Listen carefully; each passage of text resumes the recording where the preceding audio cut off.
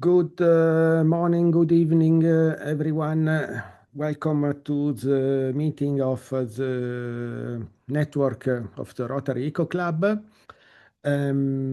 First of all, a quick update to the agenda. I will show at the end a short video about the location of the personal meeting that we will organize in October. But coming to the meeting of today, we have two speakers, Paul and Mary, that we have never met before. They are from Great Britain. Paul is Scottish and Mary is Irish. And this is also interesting because we are opening, and I think that there are some friends in the meeting too. So we are opening our network to a geographical area that has never been touched before, and this is quite interesting. The two presentations are very well connected. Paul will start with a sort of conceptual framework of and will introduce Mary's presentation that will be much more practical. Let's phrase it in this way. I don't think that we need to talk more about that. Paul, if you want to unmute your microphone, and you can start when you want. Yeah. Okay. Hello, everyone. It's a real privilege to be here, and really excited to be part of the Eco Club's network. It's something that Rotary really needs, and what we hope to be able to do today is show a way of kind of accelerating that more quickly. I'll just provide a little bit of background on where this concept comes from. So you can see in front of you ReWild Rotary, restoring nature, reclaiming childhood. I'll just provide a little bit of background on this. So I'm a member of the Rotary Club of Edinburgh. A couple of years back, the Rotary Club of Edinburgh was helping Edinburgh Young Carers, which is a charity that help young children who typically have a pretty challenging life because they don't have a normal childhood. They're often not getting proper schooling. They have pretty much no interaction with nature. So we organised a rewilding day with Val King, who's joining us today. This was one of the kind of practical elements in looking at how to do this. So just in terms of what is ReWild Rotary and what is this concept all about? As a Rotarian who's been involved with Rotary for quite a long time, going back about 11 years, Rotary has tremendous capacity to be able to deliver change through institutions and people. And at this point in time, we have a biosphere emergency, we have an upcoming economic emergency, and we have a world where children are increasingly growing up in a world full of concrete. So if I just sort of hope to scroll through this. So if we look statistically at some of the kind of practicalities here. So in terms of children, the majority of children, there's many children now. About 70% of the world's population will live in cities by 2050. Children are living more and more in urban settings, and they don't have much access to nature.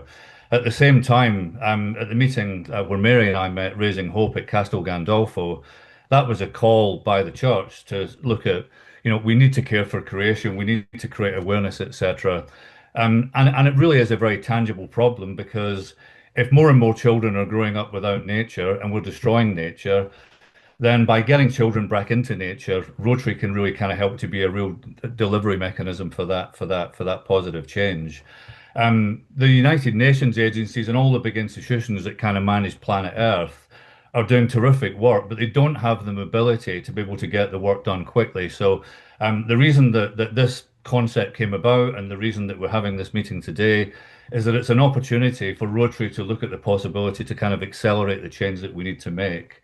Um, Whoops, if I can get my, okay. So, I mean, just in terms of some of the kind of economic arguments for this are that if we don't fix our planet, our biosphere, and our climate, we're going to have massive economic problems. So we already have significant economic problems, but if we don't tackle this perspective from the basics of nature and children and parents paying attention and people paying attention, then the problems that we're going to encounter down the line are going to get worse and worse and worse. Um, so.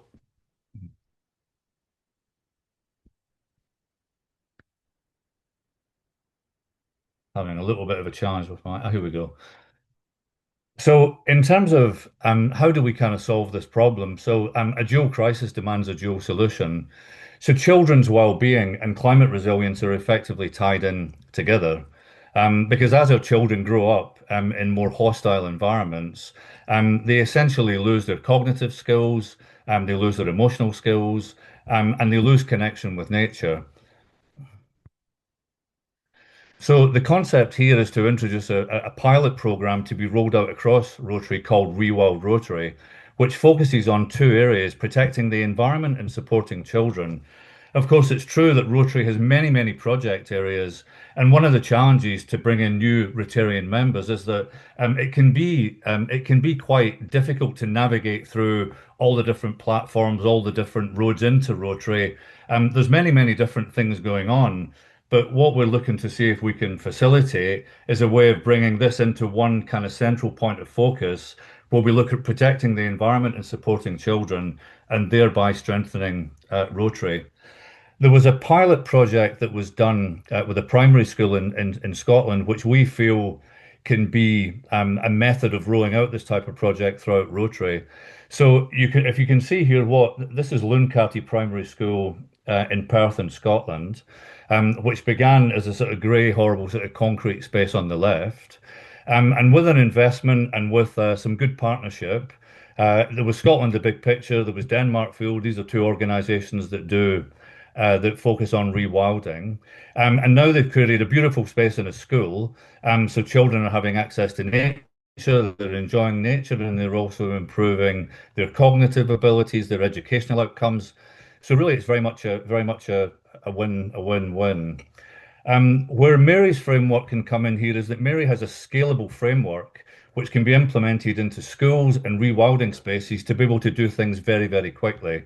And so I'm going to finish my little part now and hand over to Mary. But what I want to be able to do, and it's a big thing to cover, so forgive me if I've not done it as coherently as I would like to. But in very, very simple terms, we have a nature crisis. We're destroying nature. Economically, we're destroying nature at a rapid rate. About 50% of money circulating through the planet is algorithmically allocated, which means that we have this kind of circular doom loop. Yeah, there's all sorts of weird and wonderful solutions being delivered by economists, banking people, etc., to look at how do we restore nature. But in real practical terms, a lot of those solutions aren't restoring nature. They're just making the problem worse, or they're just kicking the can down the road. So Mary's method is an opportunity for Rotary to look at how to build a scalable, practical methodology to be rolled out across Rotary. And if we bring this into a central portal, for example, under ReWild Rotary and rewildrotary.org, then that allows Rotarians all over the world to come into this central portal to highlight projects together to increase Rotary membership and to deliver real positive change. So that's my part done. I'm grateful for the opportunity, and now I'll hand over to Mary. Thank you, Paul. That was wonderful to see that school in particular. Hello, everyone. It's really nice to be here. I appreciate the opportunity to do this and to present to you guys. Right, I'm going to open up these slides now. Does everybody see that? Yeah. Excellent. Yes. Okay, so in 2019, I started this movement called We Are the Ark, which stands for Acts of Restorative Kindness to the Earth. Yeah, I have to make this thing move across. So I used to be a garden designer and I designed gardens for our pleasure, which is what people do. We design gardens for our own pleasure generally. And I did a thing called the Chelsea Flower Show in London when I was a young woman, and it brought me into a kind of an international career where I worked all around the world. But I've been slowly kind of talking and writing my way out of a job. And the last moment happened, kind of the final nail in the coffin really was I was sitting at my desk one morning designing a garden in Ireland, and a fox ran past the window, and it was winter. And chasing the fox were two hares, which is kind of weird in itself, you know. And then following the hares, I kept watching this brambly patch they'd gone into to see if they'd come back out. And I noticed a little hedgehog going in the same direction. And I thought, okay, there's something wrong. And it reminded me of the story of Noah's Ark when I was a kid. And I went outside and I went in the direction they were running from to see what was going on because they shouldn't have been out. And at the end of my lane, it's a country lane in Ireland. And then across the little road, which is like a very narrow road at the end of my lane, there'd been this very beautiful thicket of a field, just kind of a wild, emergent woodland. And it is thick with, you know, hawthorns and blackthorns and wild roses and all these native plants in a whole community, a thicket that was impenetrable. But somebody had got planning permission to build a house at the top of the field. And they'd gone in with a digger, within moments had cleared it out to make a garden, without any thought for all the creatures that called it home. And I realized very, very quickly that I had done this myself so many times. And I went back inside and started researching the collapse of nature and realized that we're in serious trouble. And the reason that people don't tend to realize how bad things are is because of this concept called shifting baseline syndrome. And I'm just going to put a timer here so that I don't talk for too long. But somebody tell me when I need to start slowing down, please. But shifting baseline syndrome is when with every passing generation, our understanding of what is natural has shifted. It just changed. So for my father, he would talk about how swarms of butterflies would block out the sun for a moment as they passed overhead in a migratory journey. The same with birds. And now if we see one, we think everything is okay. You know, this image here is typical of what Ireland looks like. Ireland was 80% covered in oak woodlands, and now we have 0.01% left. We really have lost nature here. It has been completely wiped out. And this is a problem because we are completely tethered to the natural world. Like, it's not like we're separate from nature. Like, we are part of nature. However, we are no longer natural.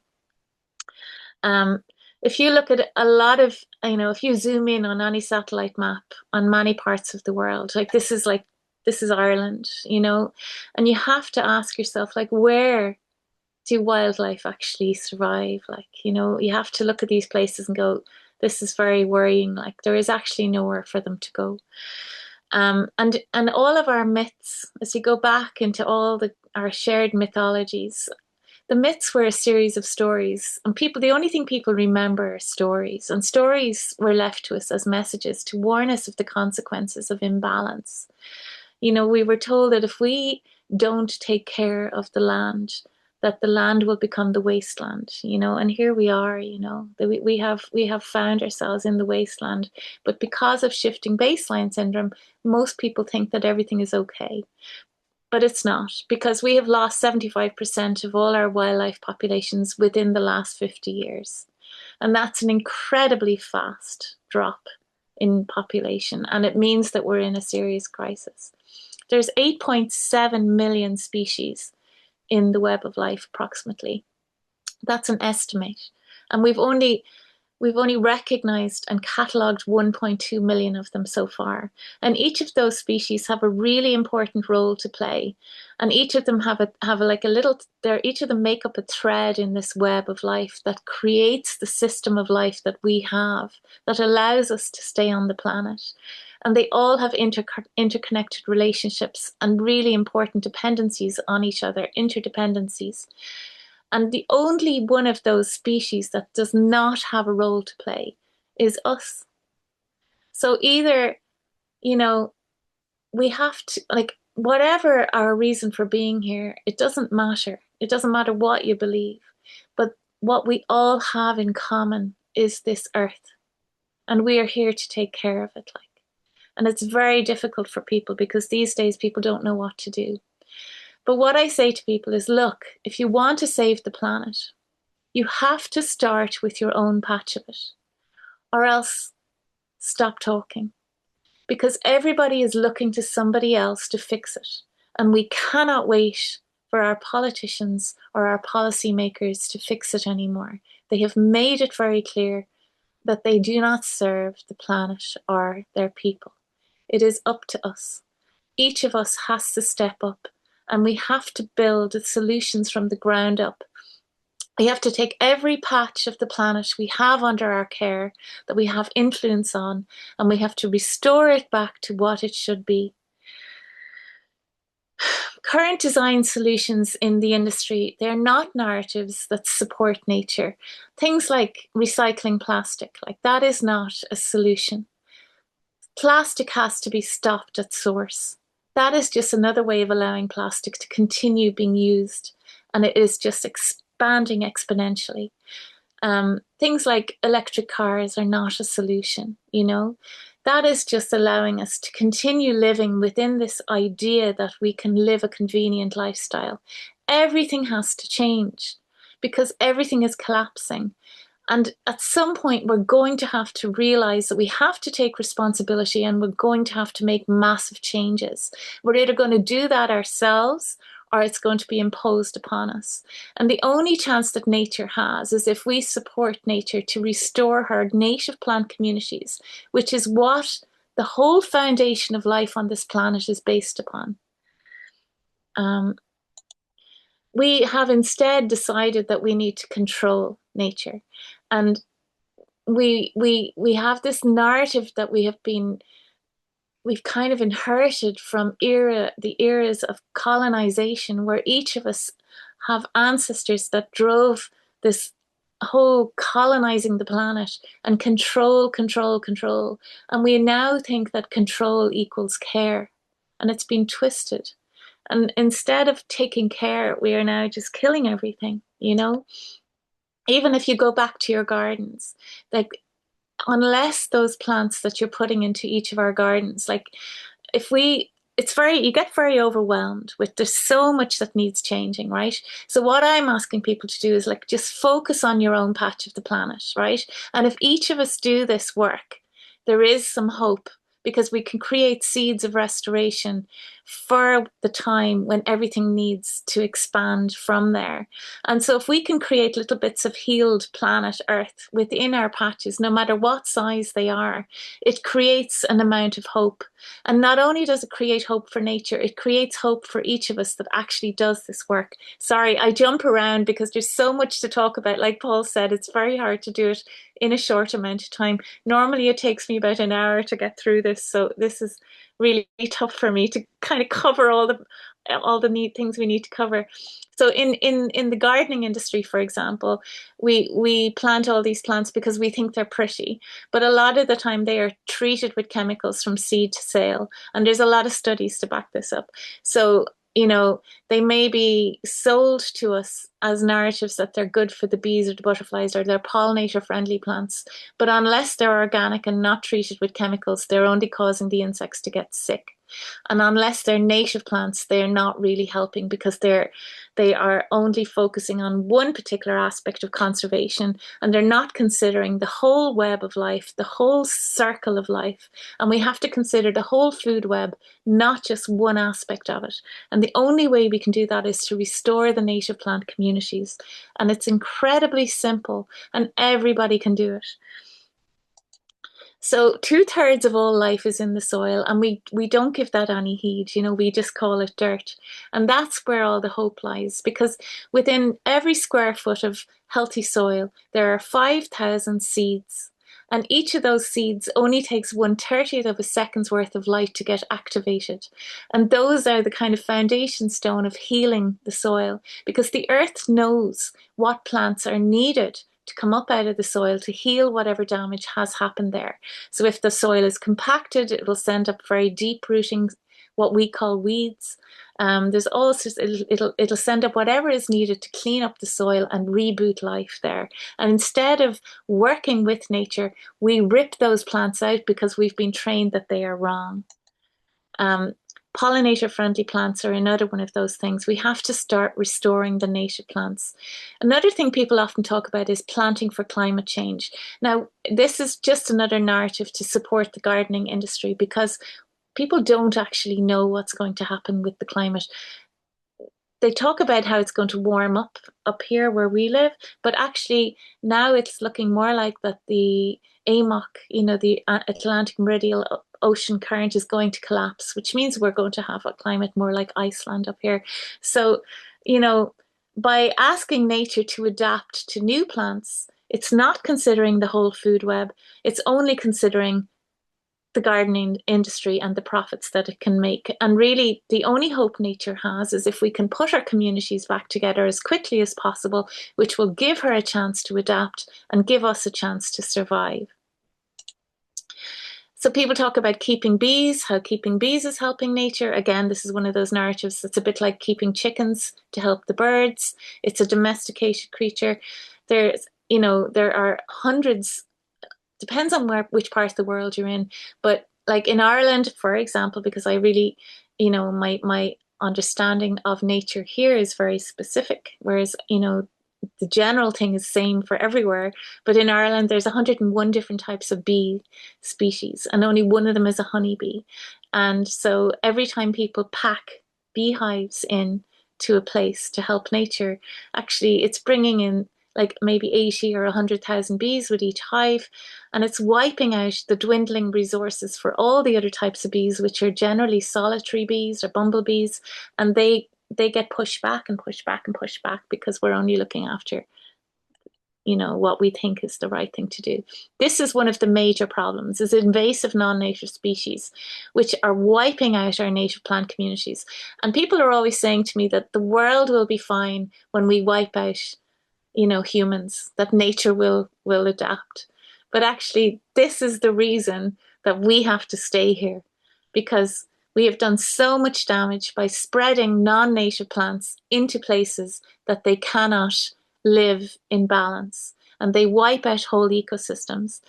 So our job is to take these plants out, and it's hard work, and we have to do it without chemicals if we can, because and you can do that in a small piece of land. If you've got a piece of land under your care, you can take out the non-native plants and you can restore the native plant communities. Because the non-native species, if we were wiped out in the morning, for example, in Ireland, the whole country would be wiped out by rhododendron ponticum, cherry laurel, and plants from China, which have completely taken over this country. If in our woodlands, they're wiping out our dwindling remaining woodlands, and they're part of a gardening industry, this narrative that we only have plants in our spaces because they're pretty, and that's really, really has to change. We have to build a new world. And why do native plants matter? They matter because people talk about pollinators, but actually it's larvae that drive the most energy into the food web, things like caterpillars, right? So caterpillars and larvae, they have evolved alongside native plants over millennia, and it's taken them an awful long time to adapt to the chemicals within plants, because plants don't want to be eaten. They're filled with chemicals to stop larvae eating them. And so the insects have adapted to only eat certain native plants, right? And if we fill our gardens full of non-native plants, then those larvae, they might, as in their adult phases, they might get a bit of a feed as a pollinator somewhere, but then they have nowhere to lay their eggs to create a new generation of their own species. And so the food web collapses, and it's a very simple concept. So birds, like if they want to feed a nest of chicks, they would have to collect between 300 and 1,200 larvae and spiders. It's about 90% larvae and 10% spiders, basically squishy baby food, to feed their chicks over 6 weeks, every single day. And then they have a couple of weeks where they're feeding teenagers outside the nest. And the parents are worn out, but they can't find the larvae. They can't feed their chicks. And that's an example, like everything is based on those larvae, and those larvae are based on native plants. So if we don't restore as many different diverse native plant communities as possible, we are ripping the web of life apart. So it sounds complex, but it's not. So we are the needle and native plants are the thread, and we have to weave it back together as quickly as possible. So lawns are insane, really. It's just this, we get this feeling of calm or something when we look at them, and actually it's like control calm. It's like, this is not calm. This is wipeout. This is a green desert. And it's an opportunity to restore nature. And so if you allow, for example, the seed bank to emerge, rather than sowing grass seed, you'd be amazed at what's there. And it's wonderful because when you're working with nature as a partner, you get a completely different experience. You don't know exactly what's going to happen. It's not a still life painting. You don't know what's going to come up, and you don't know how to, you don't know what you're going to have to do to adapt, to express a more full version of nature there. Sorry, I must be coming towards the end of my time now. Wildflower meadows are so much more exciting. So arcing versus rewilding, we call it arcing. And the difference is that because you can't have a whole web of life in a tiny little patch. So we have to step into these small little patches and carry out all the ecosystem services that would normally be present if you had the whole wide web of life there. And that sounds complex, but actually it just means that we have to become the disturbers. We have to step in and become the wolf, become the lynx, become all the creatures that are missing. And all that is you're creating disturbance in your system. So if you have a garden, it's a small garden, you're going to try and disturb it so that you've as many different layers of ecosystem maturity as possible. So that would be everything from woodland down to bare earth. And you're trying to create as many different ecotones and edges as possible. So the edges between different types of habitat, because all life lies in the edges between those types of ecosystems. Because there's much more diversity between where a meadow meets a shrubbery, or where a scrubby area meets woodland. And the more diverse range of plants there are, the more life that is supported. So you're trying to create as many different edges between systems as possible. And then you have to look at learning to share. We have to learn how to share everything that we put into our gardens. Can we work on looking at how can we create that into habitat, as well as it being something for us? All the edges are opportunities to create more habitat, and everything that you are pruning back can become habitat.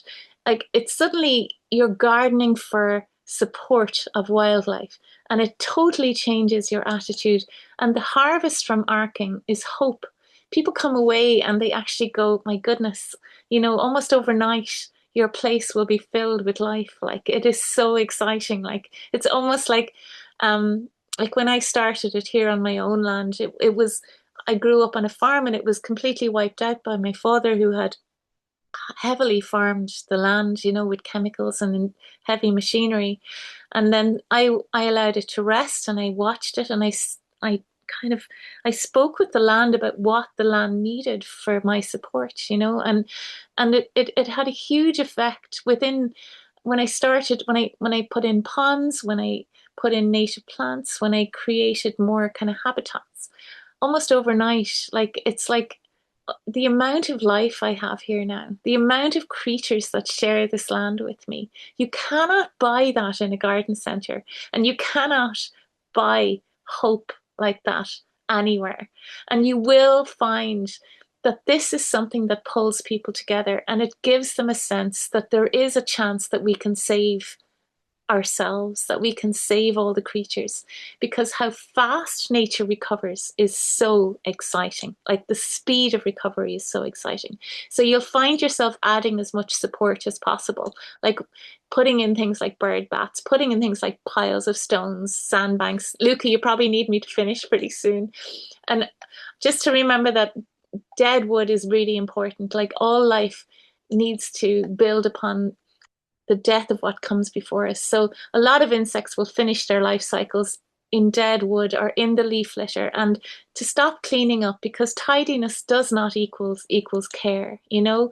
Leave things around, leave things die, leave things standing over winter where the insects finish their life cycle. You know, the standing deadheads, we've been trained as gardeners to tidy them up, but that's the seeds. That's the seeds that the birds feed themselves with over winter. You know, leave rough areas for foraging, put in water. You know, there's a wonderful lady called Leah Anfo. She's an activist, and my favorite quote from her is, "The sign of a healthy economy is drinkable rivers." You know, I remember drinking from rivers, and that's a very short lifetime for us to have collapsed millennia of beautiful living streams that are now toxic. Like, and imagine how toxic they are for the creatures that depend upon them.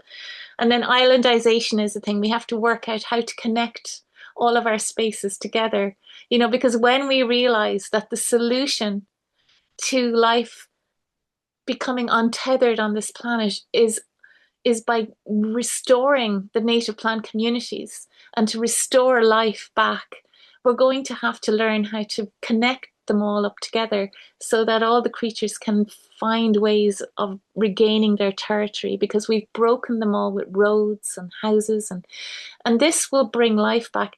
And what, you know, lighting is really big part of the collapse, and that's something we can all do. We can get rid of our lighting, we can give them back the night, and grow food, because the industrial farming, forestry and fishing industry, they are one of the worst things on the planet. They're collapsing nature on such a scale, and they have to be stopped. But how are we going to stop them on our own?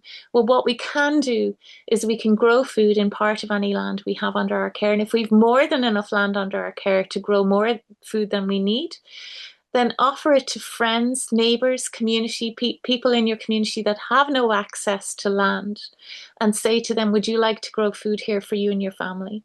And that way you can build community around growing food. And then the rest of it, then restore it for the native creatures. And then these are just some really, really fast pictures. I ask people to send me pictures of their arcs from around the world, and they put signs up so that their neighbors don't start cleaning up for them when they're not there, because people don't understand sometimes that arcs are a little bit messier. So they make a sign to explain why it's different. And these are comes from all over the world now. We have arcs in every continent. And it's a really exciting and really simple way of giving people back a chance to have hope, because otherwise we get overwhelmed. So thank you for listening. That's it. Stop sharing. Thank you. Thanks to you, Mary. Okay, it was an extremely passionate presentation. So I really loved the energy that you put in your work, and this is great. Thank you. Now we have time for questions. You should raise your hand. Microphone should be opened. If not, Olderico can do it. But We are open. okay, perfect. If you allow me, I have a question for you, because this is not the first time that I hear the concept of native plants. And this was mentioned by Japanese ladies a few months ago, that it was important to have native species. But how do we know what is? How do you recognize? How do you make sure? How are you sure that you are not making the situation worse?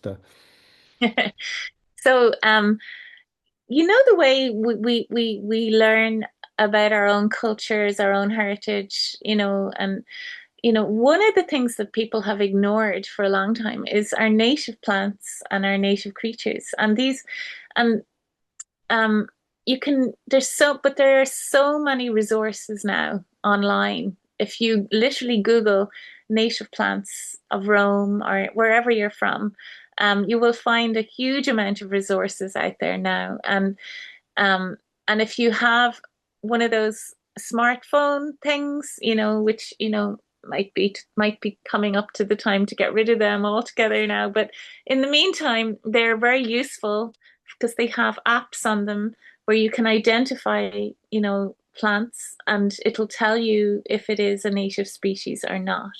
So you can look at what's in your garden if you have a garden. You can look at what's coming up out of the ground, and you can stop looking at things as weeds. What you can do instead is identify the plant, and if it's native, look up what larvae are dependent upon that plant in order to create a new generation of their own species. So, for example, nettles, which are kind of all over the place, like they support a vast amount of our beloved butterflies and moths and all sorts of other insect species that could not survive without nettles, And if you look into it, it's just amazing how much an oak supports, um, but like, there's this wonderful entomologist. I'll stop talking in a second, Luca. There's a wonderful entomologist called Doug Tallamy who has an organization in the States called Homegrown National Park, and he's an amazing entomologist with a huge amount of research behind him. And he's saying the same things I'm saying. But he says, like, to give you an example, there's a reed, European reed, was brought to America 400 years ago on the ships as packing material. And over here, it supports 178 species of insects, which are completely dependent upon it. But after 400 years of this plant, which escaped into the Americas and wiped out vast ecosystems, it's now a non-native invasive plant. But after 400 years, only 4 insects have managed to adapt to eat it.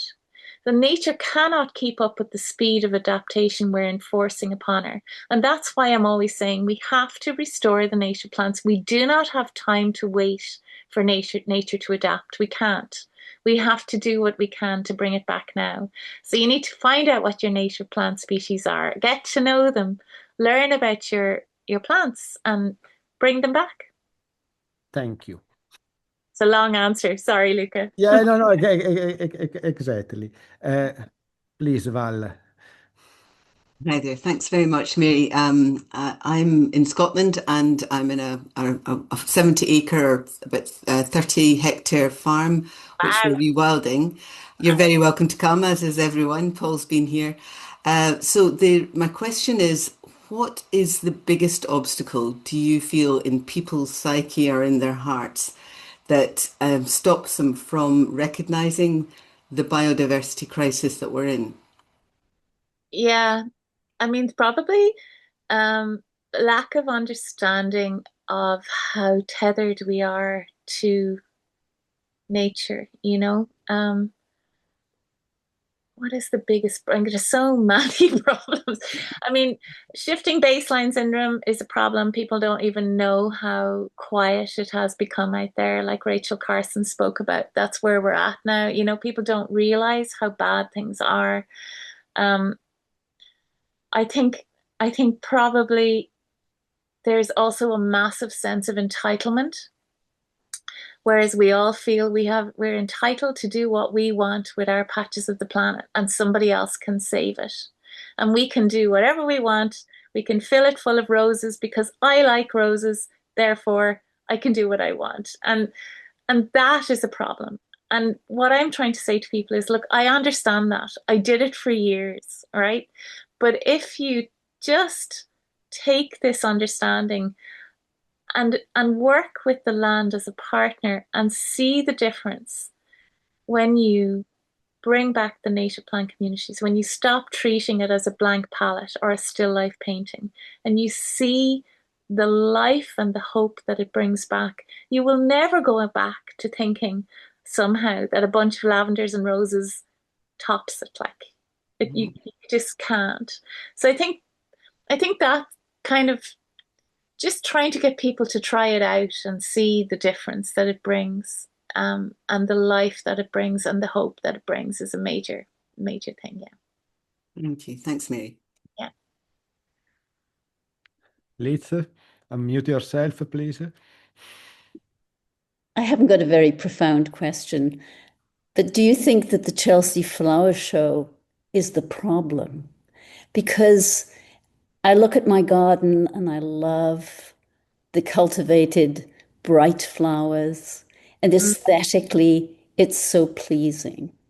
And you're right, I think the only way to change that is through education.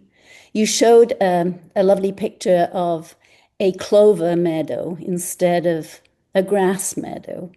I would say almost everybody on this call has grass in their garden. It takes up a huge amount of the garden. What would you recommend that we do with our grass patches? And would you recommend changing them to clover? Would that make any difference? I know it fixes nitrogen, but how would that affect the ecosystem? So what are your recommendations, your top 3 recommendations for our grass patches? Okay, it's a great question. But the thing about it is that every patch of the world is going to have a different solution. And we can't look at it as a one solution solves all. So for that lady that had that clover lawn, that's what came out of the ground there. Now that if that clover lawn came out of the ground in North America, it would be a problem because it would be a non-native invasive, you know? So it depends on where you are. There would be a solution. But I guess what to do with your grass patches, if you have a reason or a need to have a lawn for if you have kids or grandkids or whatever, then keep part of it. But give the rest of it back to nature, you know, and find out what the semi-parasitic wildflowers are, which are, you know, here or in the UK, they would be yellow rattleseed, you know, and there's certain ones have less of an effect, like eyebright or bird's foot trefoil or whatever, and establish them in your grass, and they will feed on the roots of the grass. They will weaken the grass, and they will allow a meadow to develop. So you kind of give as much of it back as possible, and just keep a path mode if that's all you need, and just kind of pull it back, you know, just like wait and take your time and see what needs to be kept for you and your family. And if you don't need a lawn, then start growing food or give it back and make a meadow, or, you know, turn part of it into a woodland, depending on how much size you have. But try and create as many layers of ecosystem types as possible. So there is no one solution, Elizabeth. There is a solution for everyone when they get to know their own native plants and listen to their own land and see what is needed for you and the land, you know? Thank you very much. Raj? Very excellent presentation. It seems that you are environment passionate heart. You spoke from the heart. After so many years of experience, exclusively after COVID, there's a big pandemic in the world. I opine that we don't need a care or the protection of the environment. We need it to allow to go on its own. It raises himself. There's no need to protect or conserve the environment. It has a capacity to come back to you. That's my opinion, and I try to propagate these ideas in my area. Let the environment be also known. That's the one thing. Second thing, we have also a island species in India: water hyacinth, cosmos. Then we have the lantana species, which is great in the Great Havoc. Still, we don't have a solution because this species don't have any predator or any controller.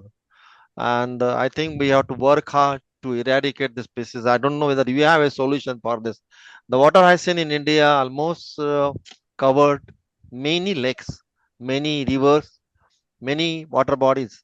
and it's creating the big problem, mosquito problem, the smell, and etc. etc. So we have to work on that, how to eradicate this one. Second one, I do agree with you that we have to have a natural life. But my opinion, right now today, we are at the comfort level. We are at the comfort level. We are not in the desert. We are not in the forest. We need the amenities. We need a good quality of life. Somewhere we have to compromise with the development and the life. And this change can be brought slowly. And let me share with you, last 32 weeks, I'm trying to bring the change to mitigate the climate change by simple activity calling as Green Week. Every week we give a simple activity. I'm very happy the people are toward the change. They are, if you ask them today, it's not possible. That's my opinion. Right now I am in the air condition with the fan and the lights are on. I can't stop the air condition. The temperature is very high here. But slowly I just adjust the temperature instead of 20 to 25. I know how much carbon dioxide emission I brought it down. That's way I work. But it's a really excellent presentation. I hope we all will come together and bring the environment to its original status. Thank you. Thank you. You didn't actually have a question in there, did you? I ask you the question. It's a very difficult to eradicate. What efforts you are making? The alien species is a very difficult to eradicate because we tried our best to have ultrasound. We developed the bugs to kill that. Still is growing. Something because it doesn't have any predator, no control in the nature, and it got Okay, the. well, it's no, So it's one okay. thing, It's just actually, let me yeah. tell you, in the cosmos which is growing, I had a warriors with me, around 1,000 students, and whenever the cosmos come, we eradicate it, we take it out and burn it. So hardly we find 10 to 20% decrease. That's all, not more than that. We need a Okay. scientific approach. What you have done, I don't know. So please elaborate. I mean, if you look at non-native invasive alien species, as you call them, like there's an awful lot of us, and they don't move at 100 miles an hour. And if and when all of us realize that this is the most important work left to us on the planet, and all of us step in and start doing this work, because that will have to be done, it won't be such a problem. You know, because everyone looks out the window at the spread of these non-native species and they're waiting for someone else to fix it. But there's a lot of people and a lot of hands, and we can fix this. It's not that difficult. It's just we have to do the work. It's physical work. It has to be done. And do you know, if you understand and believe that all the myths were left to us to tell us that the earth is a mirror of the health of human societies.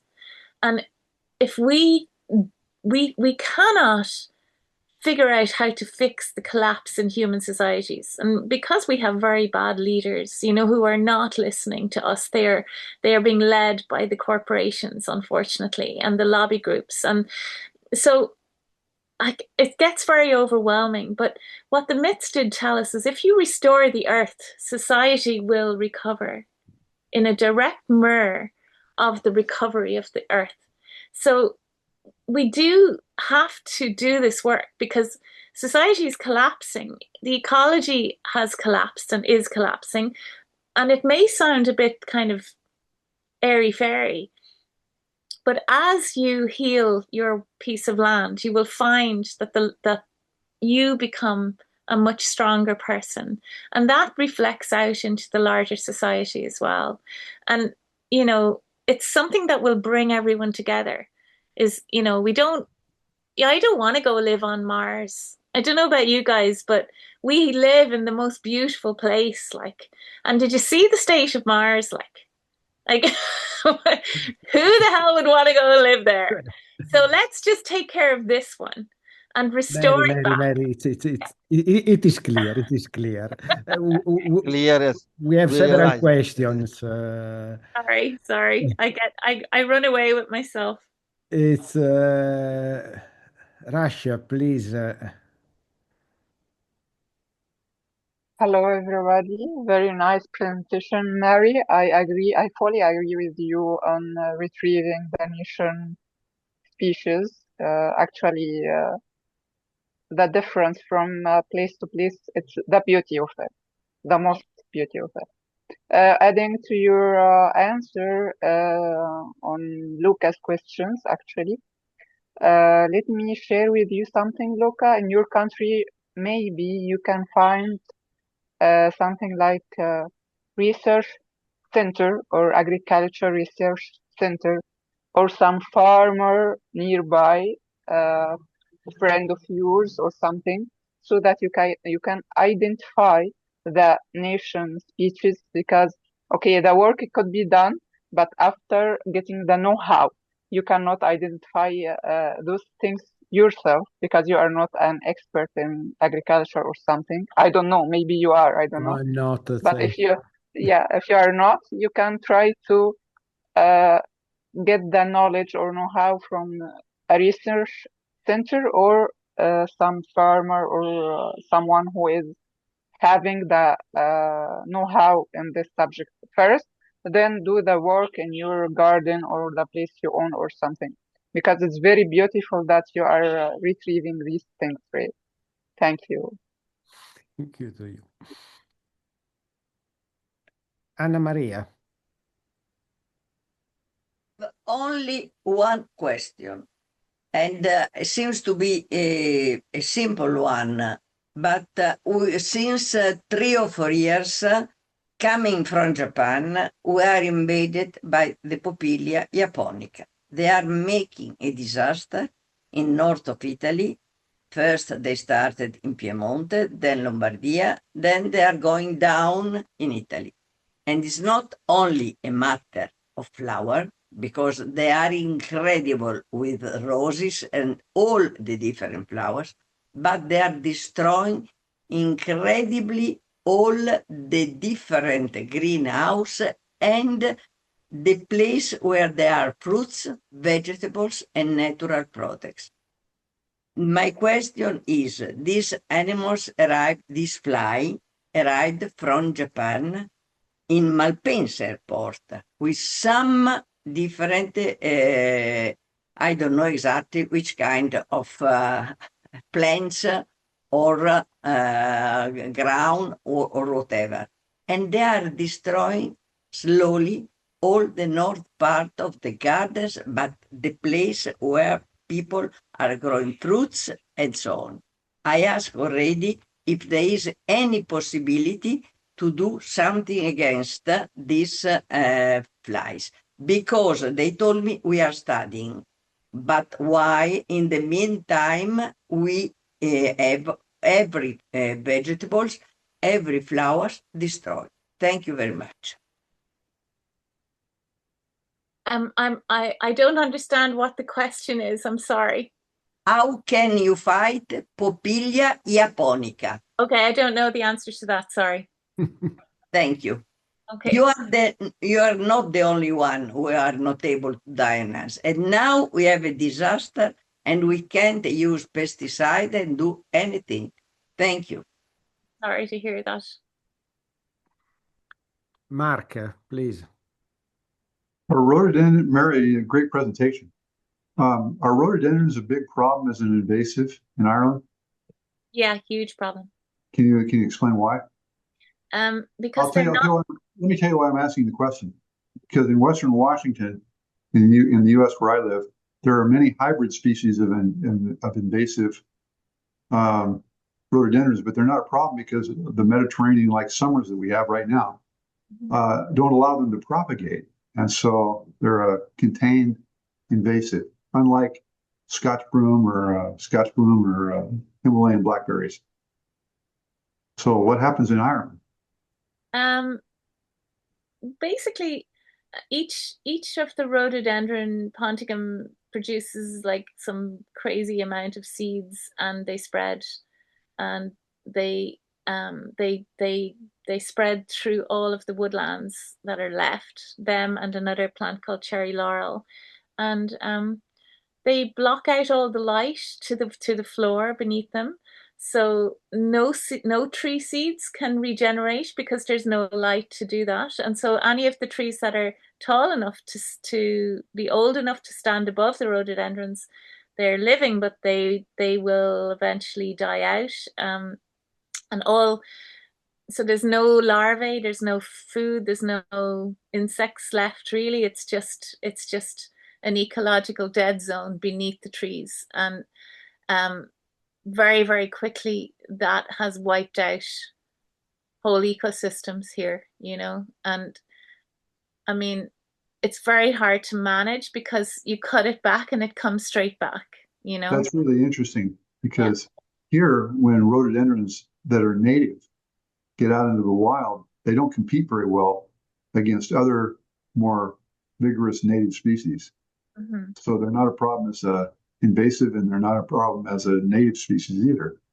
So that's why every single patch of the planet is going to have different solutions for this very reason, Mark. Yes, that's really interesting. Thank you. You're welcome. Quickly, Linda, please. Unmute yourself. Yes. Okay. Thank you, Luca. And Mary, what an inspiration.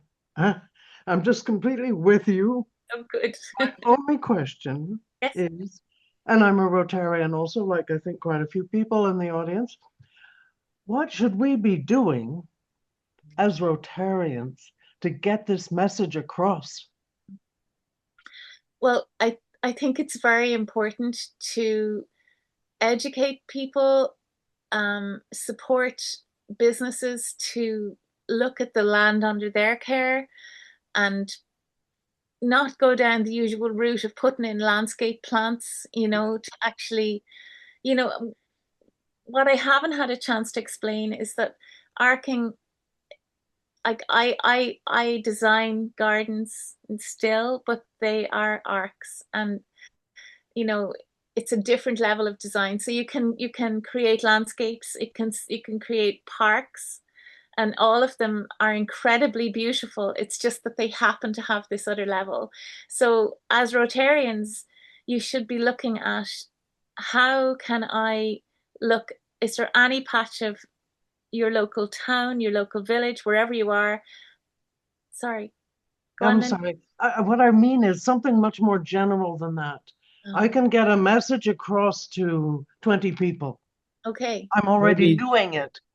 How do we get 100 people, 1,000 people? Can we do a book? Can we do a leaflet? Can we do a video? Is there something like that that can be done more generally? Maybe we can ask this question to Paul, because Hi, Luca. Thanks. Paul. I think, yeah. I mean, Linda. Linda and I are friends and Rotarians, and a lot of this came about because of our original conversations with the European contact clubs, and kind of looking at how do we get rewilding into Rotary. From my perspective, Rotary has a tremendous capacity, and the ability to really make change where change is most often impossible to make. So, having worked with people in United Nations agencies, they're terrifically well intended, but they're very bureaucratic. There's often conflicts of interest, and there's often financial conflicts of interest. So Rotary has about 1.2 million members. Membership overall has been declining. The environment is the most thing that we need to fix. If we don't fix it, we're going to have economic damage beyond anything we can comprehend right now. We're going to have a massive decline. I mean, part of bringing Mary on today is to just let people know the reality of where we are. And so therefore, Rotary is incredibly well positioned to make the change. And this kind of, it's not important whether there's a portal called ReWild Rotary or some other thing. It's really just about making sure that we get people together and that we get people focused on what's important. And from the little bit that I did about making that introduction, and it's a 3 or 4 hour seminar. It's not a 7-minute introduction because it's just such a vast subject. But even in the financial world, I mean, I'm working on a project to do regenerative financial planning, and it's incredibly difficult. Why is it incredibly difficult? Because the system is not designed to work properly We're destroying things. We're destroying the planet. Money is being driven algorithmically into a kind of doom loop where extraction is profitable, regenerative is not profitable. But bit by bit, there's actually a change starting to be effected. And so as Rotarians, Rotary is full of very smart, very well-connected people.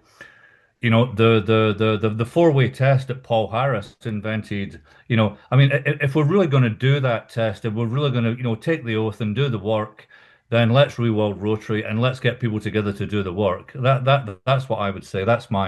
And Linda and I kind of spoke about doing this together. So Linda and I, we're on the same page, Linda, you and I. So I think we have the same answer. That's what we need to do.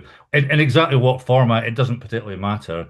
But let's focus on restoring the planet and let's focus on getting parents aware, because if parents are aware that the children aren't going to have anywhere to grow up in, I think that's a pretty powerful way of getting the leverage we need. So that's my answer. Thank you. Great answer, Paul. Okay. Pat, please. And we are already after 6, so please, at a certain point, I'll be very quick. Hello. Yeah, Mary, thank you. That was inspirational. And I just wanted to give a very small example of something very practical that's happening in the area where I live, which is in Lancashire in northern England. And Himalayan balsam is a huge problem in England. It's an invasive species and it is just crowding out all the native species in woodlands and riverbanks and all over the place where I live. And in Bolton, many groups are coming together, community groups, lots of different people, the Wildlife Trust, and they're organising balsam bashes. And that means advertising these events where they invite lots of local people to come along and bash the balsam, pull it out, knock it down, stop it seeding, because that's the key, stop it seeding, because it is amazingly effective at seeding with these explosive seed capsules. And it's just one tiny local example that is just going to have such a huge effect if we can do it over a big area. So I just wanted to give that little example as a little note of hope. When you say take responsibility for your patch, this is something that's very much happening in the area where I live over the next few weeks. Thank you. Thank you. Lisa, you are the next one on my screen. Just a very quick, you may have already talked about this and I missed it in the beginning. This project and Chris's project, Project Skybridge, I can see this fitting beautifully together. And as one initiative grows, so the other can grow along with it. To Linda's point about how do we reach and educate a bigger audience, I think it's really important to think big, as well as encouraging everybody to think of their own gardens. I was telling Laurie, I watched Clarkson's Farm last night. And some of you know Clarkson's Farm, the television program with Jeremy Clarkson. And it's got a huge audience. And he talked about the hedgerows in Britain and how the hedgerows have constricted and the songbirds are dying because they've got nowhere to nest and to forage. And it showed many of his fields were wildflowers because the British government has encouraged farmers to sow wildflowers. He reaches an enormous audience and can educate. And maybe we as Rotarians should think bigger and trying to reach out to those people who already have the ability to reach a larger audience. Just a thought. Thank you. One of the things I noticed with Jeremy Clarkson is that I remember one of the programs I watched, he did something that I did not realize farmers did, is they spread slug pellets everywhere, which poison the slugs, but then it kills all the birds that come to eat the poison slugs as well. It's just there's so much that people have disconnected from with these. Really, there's ways of getting around these things. But anyway, sorry, just wanted to say that. Yeah, it's great. Yeah. Thank you, Liz. Walid. Thank you, Luca. Thank you, Paul and Mary. I don't have a question, but I want to share with you something that we are doing here in Lebanon. Unfortunately, for the time being, Lebanon is facing war, and we have almost 20% of our land is being destroyed beyond recognition. Yeah, we are saying destroying species and plants. But what we are doing in the area where we don't have war, we are trying to educate students to learn about nature, to try to give them tools to enrich their minds with natures. Like we're starting to give nurseries to schools where students will go and create plants, trees, and they will learn more about this issue. So my saying here is, if we all work with schools and children, I think these are the largest audience that will do an effect. Because if you say or speak to elder people, I believe they will not do anything. They will see what is the return on investment for this area, and they will go with it. So you need to tackle or to speak to the youngsters, and they will push their elders to do the right things. And thank you.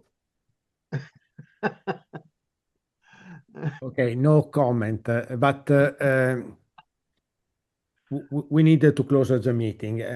I need a couple of minutes, but before going to my little part, I I mean, Mary, this was an opportunity for you and also for Paul to expand a little bit outside your comfort zone, I would say.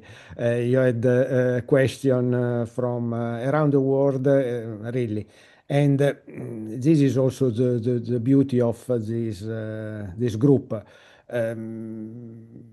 We always have a different kind of opinion, experiences, and something different to share. This group has been grown quite well through the year with the help of a lot of people. Now I don't want to make a big story, but you know already that in October we will have a physical meeting in Cagliari for everyone, every Rotarian that is interested in the environment. The Mario Figus, our friends of the Rotary Club in Cagliari, is organizing the event, and this week he found the location for the venue, and if you can see my screen.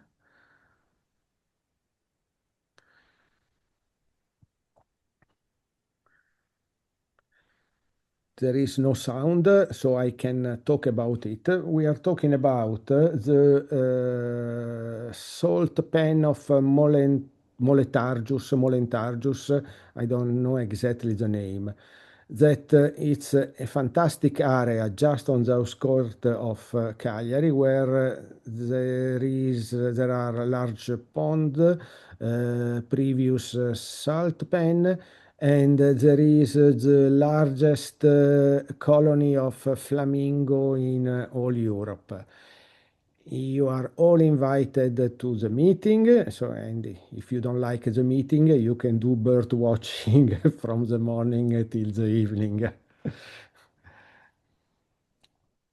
And this is an interesting opportunity because, first of all, there is a convention center in this location. They will give us for free, and it will be nice. That's it. Anything else that I have missed? Can we thanks again, Paul and Mary, for the time that they gave us. Thank you for having me. I appreciate it. Thank you, Paul. Everyone. So thank you, Luca. Thank you, Mary, for being you, Mary. Thank you. Okay. It's fun. Yeah. I think that you can measure the success of your presentation from the number of questions. So it's already a quarter past 6 here. Enjoy the rest of your day, and we talk again very soon. Thank you for being with us. Buonasera a tutti. Buonasera a tutti. Buonasera.